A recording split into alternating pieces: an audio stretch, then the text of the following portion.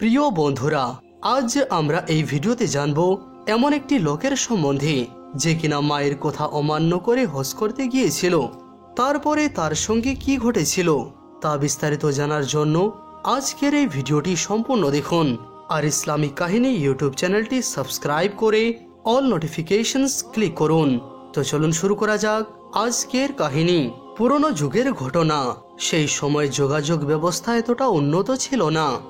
ইচ্ছা করলেই এক দেশ থেকে অন্য দেশে যাওয়া যেত না, বরং বহু কষ্টে এবং অনেক সময়ের পর তা সম্ভব হতো। কোনো একটি গ্রামে একজন ৮০ থেকে ৮৫ বছর বয়সী বৃদ্ধা ছিল। সে তার এক ছেলে এবং ২ মেয়ে নিয়ে কোনো গ্রামে বসবাস করত। মেয়ে দুইটির বিবাহ অনেক আগেই হয়ে গেছে। মেয়েরা তাদের স্বামীর ঘরে সুখে জীবনযাপন করছে। তার ছেলেটির নাম ছিল আব্দুল্লাহ। মাদ্রাসায় কয়েক ক্লাস লেখাপড়া করেছে। এলাকার লোকজনেরা তাকে মৌলভী আব্দুল্লাহ বলে ডাকে। ছেলেটি ছিল বেশ শান্ত স্বভাবের, কেননা সে কারোর সঙ্গে ঝগড়া করে না, মারামারিও করে না। মাকে এখন সেই দেখাশোনা করে। আব্দুল্লাহর মনে ছিল হজ করার এক তীব্র বাসনা। এই বাসনা ১-২ দিনের নয়, বহুকাল আগের বহু পুরনো এই বাসনা। কাবা শরীফ তাওয়াফ এবং মদিনা মুনাওয়ারায় নবী পাকের রওজা মুবারকের পাশে দাঁড়িয়ে সালাতু ওয়াস সালাম পেশ করা তার জীবনের এক বিরাট স্বপ্ন ছিল। এই স্বপ্ন পূরণে তার কোনো বাধাও ছিল না। সুস্থ দেহ, আর্থিক সচ্ছলতা সবই তার ছিল, কিন্তু একমাত্র মমতাময়ী মায়ের জন্যই তার এই স্বপ্ন পূরণে বিলম্ব হচ্ছিল। আব্দুল্লাহ মায়ের সেবা করে, আর তার মাও তাকে ভীষণ ভালোবাসে। মা যেন এই ছেলেকে ছাড়া কিছুই বোঝে না। আব্দুল্লাহ মায়ের কাছে যায় এবং মিনতির স্বরে বলে, মা, আমি এবছর হজে যেতে চাই। আপনার অনুমতি হলেই রওনা দিতে পারি। সন্তানের প্রতি মায়ের ভালোবাসা এমনিতেই সীমাহীন, তাও আবার আব্দুল্লাহ তার একমাত্র ছেলে। বয়সও অনেক হয়ে গেছে। অনেক কাজ ইচ্ছা থাকা সত্ত্বেও নিজে নিজে করতে পারেন না, অন্যের সাহায্য নিতে হয়। তাই ছেলে আব্দুল্লাহ হজের অনুমতি চাইলে বারবার তিনি একই কথা বলে ফিরিয়ে দেন, বাবা, আমি অসুস্থ এবং দুর্বল হয়ে পড়েছি। তুমি ব্যতীত আমাকে দেখাশোনা করার আর কেউ নেই। তুমি আসার পূর্বেই হয়তো আমি মরে যাব। সুতরাং এই বছর হজে যাওয়া স্থগিত রাখো। এভাবে ৪-৫ বছর অতিবাহিত হওয়ার পর ছেলের ধৈর্যের বাঁধ ভেঙে গেল। সে এবার দৃঢ় সংকল্প করল যে এবছর যেভাবেই হোক আমি অবশ্যই হজে যাব। মায়ের কথা কিছুতেই মানব না। এবার তিনি অনুমতি দিক বা না দিক তাতে আমার কোনো যায় আসে না। যেভাবেই পারি আমি আমার স্বপ্ন বাস্তবায়ন করবই। দেখতে দেখতে হজের সময়ও ঘনিয়ে এলো। আব্দুল্লাহ হজের পূর্ণ প্রস্তুতি নিল, কিন্তু একথা সে মাকে জানালো না। অবশেষে রওনা হওয়ার দিন সে মাকে বলল, মা, দোয়া করো, আজ আমি হজের উদ্দেশ্যে বের হচ্ছি। ছেলের এমন কথা শুনে মা বলে, আজই বের হচ্ছ? তবে আগে আমাকে তো কিছুই জানাওনি। ফলে মায়ের কণ্ঠ চিরে একরাশ বিস্ময় ঝরে পড়ে। মায়ের কথা শুনে ছেলে বলে, হ্যাঁ, এবার আপনাকে জানানোর প্রয়োজন বোধ করিনি। তখন মা বলে, তা কেন? ছেলে বলে, অতীতের বছরগুলিতে আপনার অনুমতি চেয়েছিলাম, কিন্তু আপনি অনুমতি দেননি। আমার বিশ্বাস এবছরও আপনি তাই বলবেন। সেই জন্য আপনার অনুমতি না নিয়েই এবার হজে যাবার যাবতীয় প্রস্তুতি গ্রহণ করেছি। এটি শুনে মা বলে, বাবা, তুমি এবছরও যেও না। তোমার কাছে এ আমার শেষ আবদার। আর কখনো তোমাকে আমি নিষেধ করব না। ছেলে বলে, আমি আপনার কথা মানতে পারবো না মা। আপনার নিকট এখন আমি অনুমতি নিতেও আসিনি।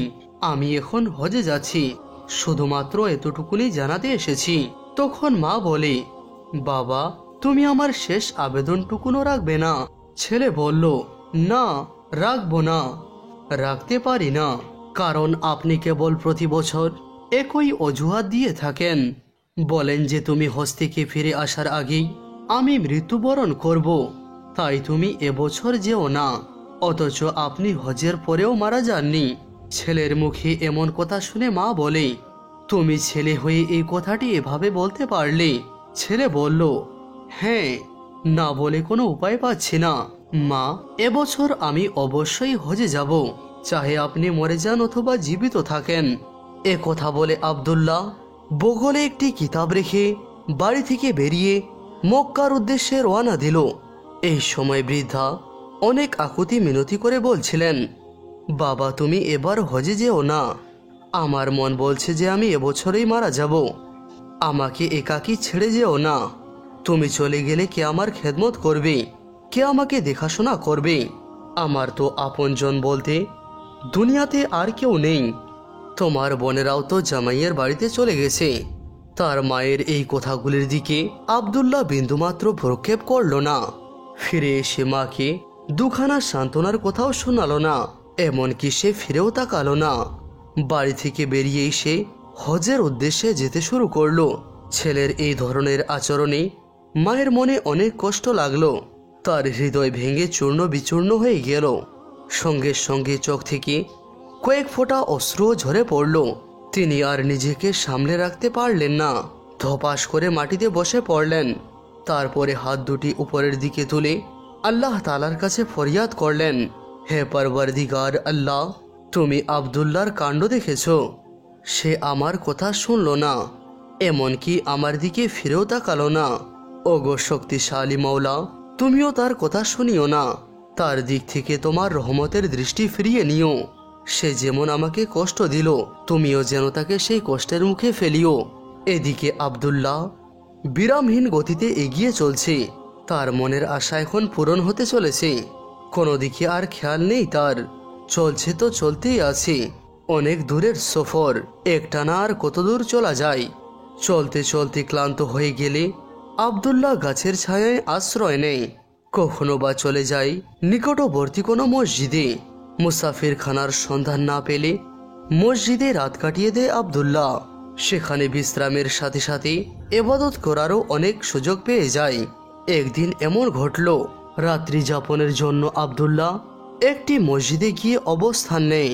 ইশার নামাজ আদায় এবং খাবার দাবার শেষে সে সেই মসজিদেই ঘুমিয়ে পড়ে। মসজিদটি ছিল লোকালয় থেকে একটু দূরে।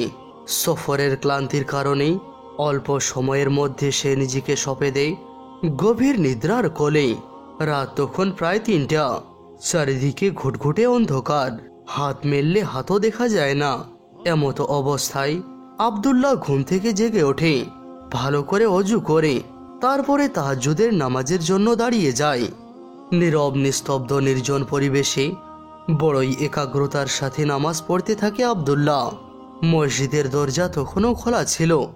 ঘটনাক্রমে মসজিদের পাশের বাড়িতে এক চোর প্রবেশ করে, আর সে মালামাল নিয়ে পালানোর সময় লোকজন তার টের পেয়ে যায়। সবাই তার পিছু পিছু ধাওয়া করে। চোর বেচারা কোনো উপায় না পেয়ে সেই মসজিদে ঢুকে পড়ে, যে মসজিদে পূর্বে থেকে আব্দুল্লাহ আশ্রয় নিয়েছিল। সেই চোর দেখতে পেল যে একজন ব্যক্তি নামাজে মশগুল আছে। এটি দেখে তার মনের মধ্যে একটি কুবুদ্ধি আসলো। সে ভাবল, আমি যদি মালগুলি লোকটির কাছাকাছি রেখে পালাতে পারি তবে লোকজন আমার আর পিছু করবে না, তাকে চোর মনে করে শাস্তি দেবে। তারপরে চোর ঠিক তেমনটাই করল। সে চুরি করা মালপত্রগুলি সেই নামাজি ব্যক্তি অর্থাৎ আব্দুল্লাহর পাশে রেখে সেখান থেকে চলে গেল। চোর তো সেখান থেকে অন্য দরজা দিয়ে পালিয়ে গেল, কিন্তু বিপদ চাপল আব্দুল্লাহর ঘাড়ে। যখন তারা দেখতে পেল যে চোরটি মসজিদের ভিতরে প্রবেশ করেছে, তো তারা চারিদিক দিয়ে মসজিদটিকে ঘেরাও করল।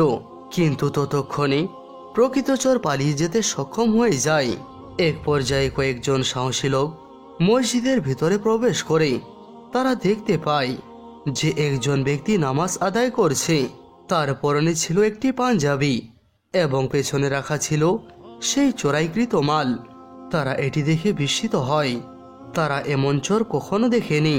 আর তারা একে অপরকে বলতে লাগলো, এ কি অদ্ভুত চোর! নিজের যান বাঁচানোর জন্য মালপত্র একদিকে রেখে নামাজি সেজে মসজিদে নামাজ আদায় করতে শুরু করেছে।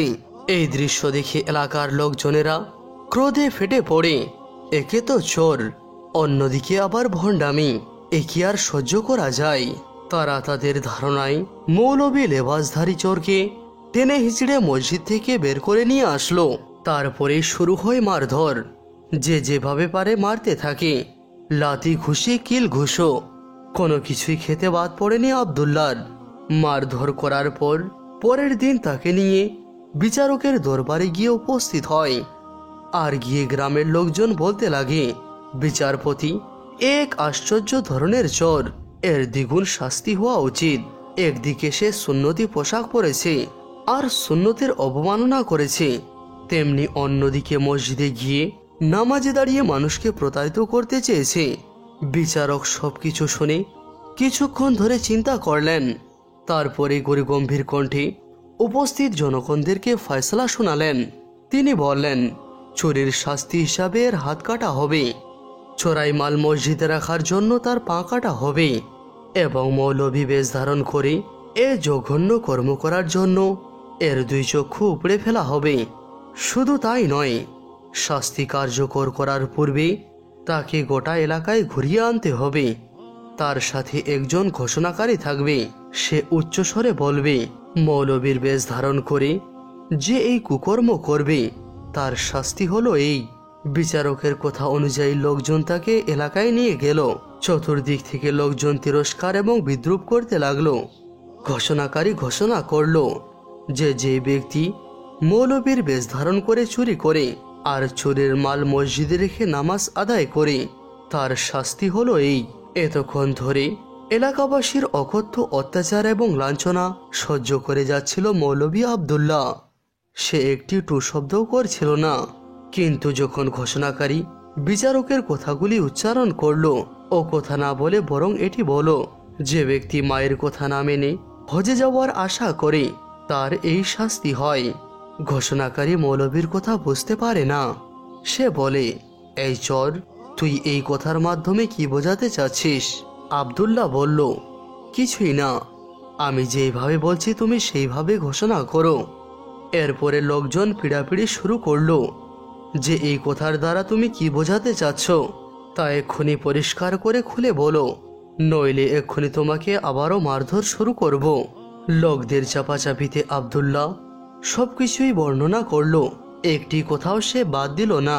এতে লোকজন তাদের ভুল বুঝতে পারল, গভীরভাবে অনুশোচনা করল। তারপরে বিচারকের কাছে ফিরিয়ে এনে পুরো ঘটনা খুলে বলল। সব শুনে বিচারকও গভীর দুঃখ প্রকাশ করল এবং সবার পক্ষ থেকে ক্ষমা প্রার্থনা চাইল। মৌলভী আব্দুল্লাহ বলল, না ভাই, তোমাদের কোনো ভুল হয়নি, ভুল তো আমারই হয়েছে। মায়ের অবাধ্যতার কারণেই আমাকে এই ভোগান্তি সহ্য করতে হয়েছে। আল্লাহু আকবার। বন্ধুরা, আমরা দেখতে পেলাম যে মায়ের কথা অমান্য করে হজ করতে গেলে তার কি পরিণতি হয়। অবশেষে আল্লাহ তাআলার কাছে দোয়া করি, আল্লাহ তাআলা যেন আমাদের পিতামাতার হায়াতকে বৃদ্ধি করে দেন। আমিন সুম আমিন।